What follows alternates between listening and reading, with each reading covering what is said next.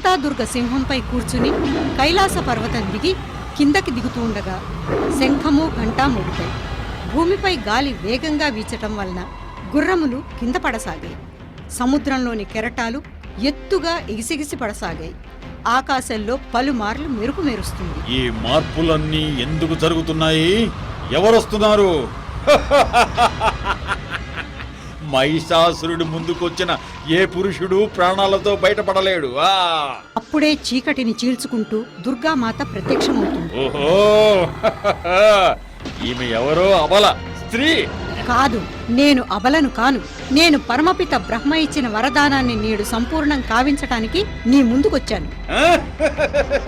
దీని అర్థం ఏమిటి? నువ్వు నన్ను చంపడానికి వచ్చావా? దుష్టుడా, నీ అంతం దగ్గరకొచ్చింది. సైనికులారా, ఈ స్త్రీని బంధించండి. నాతో యుద్ధం చేస్తుందట. నాతో. నేను పరమ బలశాలి మహిషాసురుణ్ణి. దేవతలను చీమలు నలిపినట్టు నలిపి పడేశాను. అసురులు గోలగోలగా దుర్గాదేవిని చుట్టుముడతారు.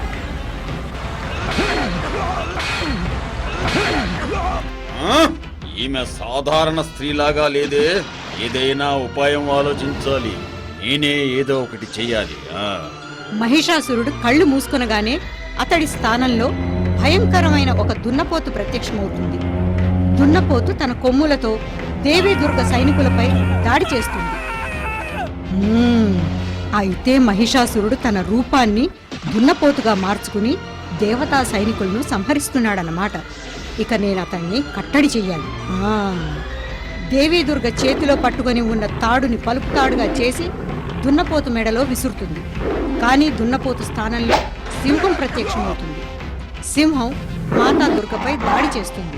దేవీ దుర్గ చేతిలో ఉన్న కత్తితో ఒక్క వేటులో సింహం తల నరికేస్తుంది. అప్పుడే మహిషాసురుడు ప్రత్యక్షమయ్యి మళ్ళీ ఏనుగుగా మారిపోతాడు. మాయావి మహిషాసుర, ఈ రోజు ఎన్ని మాయలైనా చెయ్యి, నేడు నీ అంతం మాత్రం తథ్యం. ఎంత సులభంగా లొంగిపోవడం. ఏనుగు వేగంగా ముందుకొస్తుంది. కానీ దేవీ దుర్గ దాని తొండాన్ని నరికివేస్తుంది. ఓ, ఇతడి మాయ ఇంకా అంతమవలేదే. మహిషాసురుడు అంతలోనే దున్నపోతు రూపానికి మారిపోతాడు. మాతా దుర్గపై దున్నపోతు దాడికి దిగగానే తన ధనస్సుతో అతడిపై బాణాల వర్షం కురిపిస్తుంది. బాణాల్ని తప్పించుకుంటూ దున్నపోతు రూపంలో ఉన్న మహిషాసురుడు దుర్గామాత వైపుకు దూసుకొస్తాడు. ఇది చూసి మాతా దుర్గ ధనస్సును వదిలి త్రిశూలాన్ని చేతిలోకి తీసుకుంది. దుర్గామాత త్రిశూలంతో దున్నపోతు గుండెల్లో ఒక్క వేటు వేస్తుంది. దున్నపోతు అక్కడే నేల మీద పడిపోతుంది. నాపై దయచూపు, నన్ను కరుణించు తల్లి, నన్ను కరుణించు.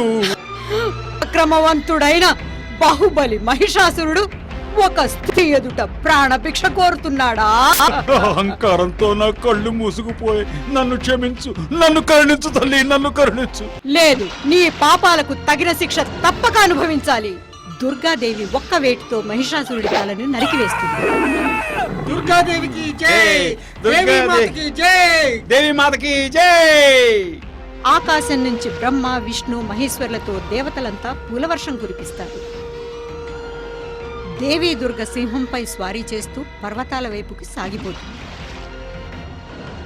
నా ఆస్థాన సభ్యులారా, మీలో ఎవరు తెలివైనవారు? ఎవరు నా ప్రశ్నకు సరైన సమాధానం చెప్పగలరు?